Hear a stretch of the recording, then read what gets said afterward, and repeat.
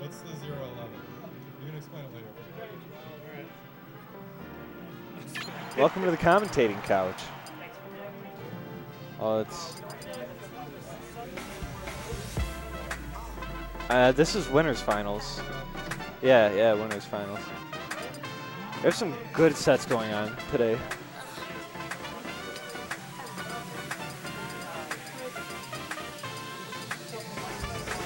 No, not a lot of people do. No, to I be don't. fair. I wouldn't say he's the only one who doesn't, but it's definitely not an impossible matchup for Falcon. Yeah. The punish game can result in a really early kill. Right. Edge guarding Game & Watch's Falcon is not the easiest though. They kind of counter each other in which like Falcon has a good combo game on floaties, and Game & Watch has like that floatier set to him. But Game & Watch likes to juggle heavies a lot, so like they have like an even punish game essentially. Not to mention the fact that Tony especially likes to do tech chase setups as Game & Watch. Ooh. And against Falcon, Falcon is one of the easier characters to tech chase because his tech roll is not as good. Oh yeah. It's easier to follow up on. And drop zone fair is gonna take it. They are even. Easy exchange from both players. I'd say that Chris killed fairly early for his stock, or so it seemed. But knee just does so much work to him. And then that's another knee. Oh, he had double jump into it. That was good. And that was good on Tony on knowing that he can use Game Watch's up B to escape a lot of things. Game Watch's up B is a very high priority move, and it's very fast. Oh, It's frame 2, I think. Yeah, frame 2. That's what I heard. And Chris does have a solid stock lead right now. Oh yeah. He's looking to keep it, but like you said, DFC is just finding all the right tech chases, but he converts that quick. Stomp knee. And that's a knee. Oh, easy. The thing about this matchup that makes me... So, in my opinion, Game Watch is jank and all, but I do think, besides having some problems in the neutral, Falcon should win. Yeah, I agree. Oh, and that is the Chris classic. That's what I think, because I feel like more than most characters in the game, Falcon can very reliably get kill setups on Game Boy. Definitely, he's got the same for most floaties. Like I was saying earlier, like down throw knee, mid percents up throw up air knee. That's a 3 hammer. That was not the best hammer for that situation. I haven't seen DFC use too many hammers. He doesn't like to rely. I don't think he likes to rely on the RNG that hammer. Yeah. And what a good read. Oh yeah, definitely. But at this percent, that's a down throw knee. Oh. Which actually he can live a knee if he does it really well. I don't know about after that neutral air. Yep, now he's dead from that. Oh yeah. Yep. There it that goes. was a really good pickup on the Gentleman's from Chris. He knew even though DFC DI'd down and away, which was his best chance of not getting kneed. Right. Chris realized that he could do a drop zone knee and he could actually still hit him, and he would be able to up B out. So Chris takes game 1. Game 2, it's Game & Watch counter pick. Fountain of Dreams. Really good map for Game & Watch. Good for Game & Watch, and notably not good for Falcon. Yeah. Most Falcons try to argue it's more opinionated. Like, some of them do claim to like it, but I don't know how stats really show that for them.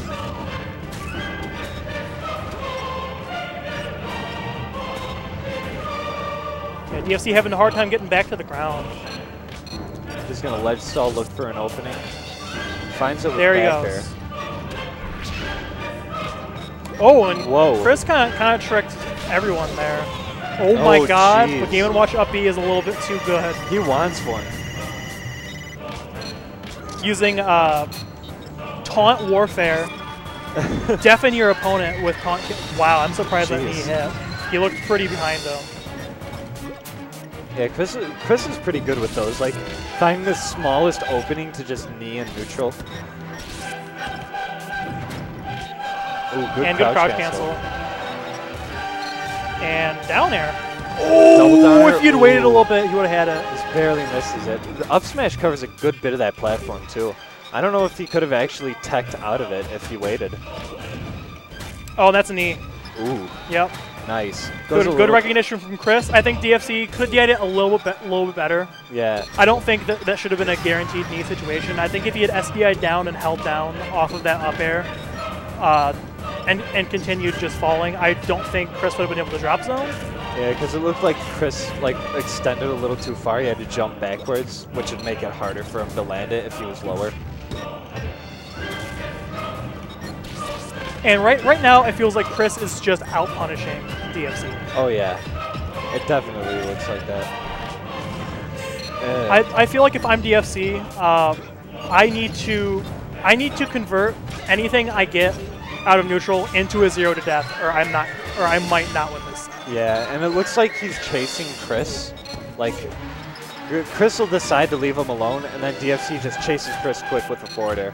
Like, that's not what you want to do with a Falcon, especially as a character like Game & Watch. Whoa, okay. Interesting exchange there. Barrage moves only one hits, but it's not good enough to get any combos. But he knows where he's going to roll, and weak forward is going to take it. Oh, yeah. Okay, he didn't need to do that, but you know.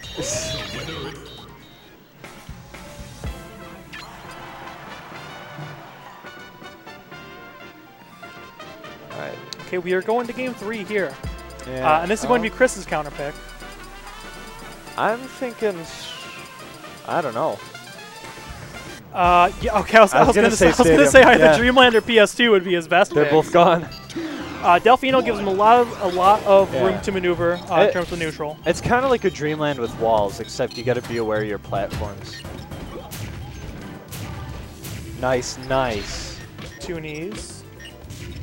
But yeah, Falcon is not going to be the best character at actually edge guarding Game & Watch in that situation. Oh, I'm not exactly sure what, if anything, Chris could have done there to prevent Tony from recovering. And that's that was a really good meteor cancel, but his percent was high enough that it didn't matter in the end. And like double knee on Falcon that opened the match, like it feels and looks so powerful, but like as long as you're DIing up with Game & Watch, it's really hard to tell where he's going to come back. Yeah, and I feel like neutral would be very difficult for Game & Watch on this stage. He's with as much room as Falcon has to maneuver throughout the ground and the air. I feel like you're forced to play very defensively as Game & Watch. Oh, definitely. And like DFC's not too much of a bacon guy. Oh, nice. And like even if he was, I feel like it would be a little hard to find footing with bacon on this stage, with it being so big.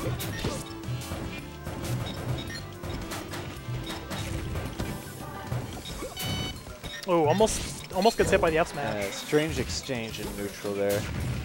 Oh, and gets hit by the knee. 47%, getting pretty close to death, but that uppie's going to scoop him up off the ground, pass crouch cancel percent into an air. And that was good DI off the up air. There was no way that Chris could have needed that. Oh, definitely. It should be noted that DFC might have a 9-hammer waiting. Can they be stored like that?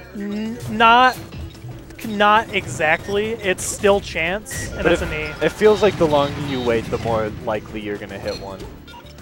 It's one dot on the hammer you throw means your next hammer is going to be an odd number. While 2 dots means that your next hammer is going to be an even number, and you can't get the same hammer twice in a row. I see. So therefore, if you get a 3 hammer, and you get 1 dot on the hammer, then you are going to get an odd number hammer that's not 3 next. Okay. Good tack. Ooh, that was slick. And he's gonna die off the top at a pretty low percent. Yeah, considering I could have sworn he would have lived. Game & Watch F smash has a lot of knockback. Oh yeah, yeah. Oh, I'm surprised he didn't get that grab. Oh, and he crouches that grab super stealthily. That was quick. Put him in a good position, but Chris just takes it back right away. Even a stray hit is dangerous. Yep. Just like that. Really good conversion off of the down tilt. I was gonna say, like, I wasn't sure. Tony might have been able to uppy out of that knee, but if Chris had up aired, it would have been. It wouldn't really have mattered. I mean, it was. He might have lived, probably not. Yeah, it's hard to say. Going to game 4. Chris is up 2-1 in the set. DFC, what? I saw him playing Marth earlier against Chalupi's Falcon. I don't know if he's looking for something new or maybe just to give it a shot. Well, he won Falcon, so he can't take it there, so he's going to take it to a neutral stage for the matchup. Okay. I've got quite a bit of experience in this matchup from the Marth point of view. Yeah. In my opinion, it's still in Melee. It's considered pretty even. I think it's still pretty even in TM. I would note that I do think Falcon has a. Ooh. That was a sick down air. I was gonna say I would note that Falcon has an easier time in terms of the stage picks. There are also some small things like Falcon's recovery is slightly better. Marth's down air is very nice in this matchup. It's already pretty good against Falcon in Melee, but Marth's down air buff is going to make it very useful against Falcon. Yeah, definitely. And I know. Oh, and he goes too low. People say that Battlefield is Falcon's best stage. And like, I haven't really looked into it too much, but I don't know. It seems. I definitely disagree with that. Yeah, like in Melee they say that. Here I'd say Pokemon Stadium. In my opinion, unless it's maybe a floaty matchup, the more room Falcon has, the better. Oh yeah, for sure. And this is a percentage where Marth might have some trouble finding the kill. All right, this should be a nice edge guard. Oh, that's Chris a little bit sneaky there. Good crouch cancel. And up air's not going to kill. Yeah, DFC is really struggling up to tilt find is. it. Yeah. If not off the top, then off the side. Yeah, the tricky part about this matchup from Marth's side is that in a situation like that, if you had missed that up air, Falcon can pretty easily kill you off the grab. Yeah. Chris is neutral really good right now. Yeah. I'm not sure how he missed that knee. And that looked like it was right inside of Marth. Right. I feel like Marth struggles a little bit to combo Falcon. At least more than... At low percent maybe, but once Falcon gets to high percent, Falcon is very much in trouble. Falcon has a better time, it seems. So like... He didn't expect the side B, so he didn't react accordingly at all.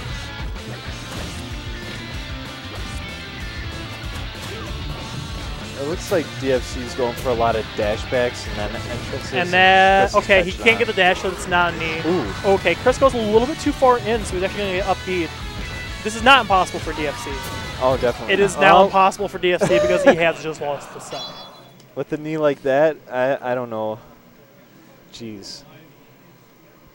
Yeah, Marth